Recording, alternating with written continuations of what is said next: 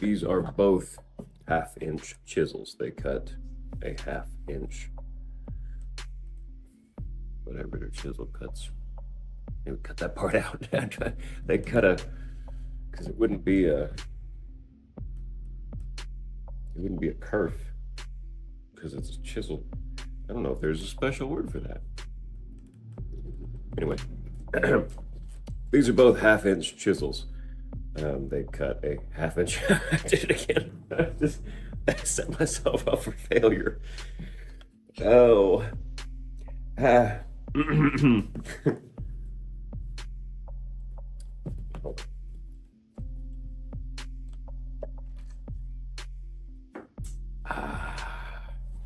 Okay.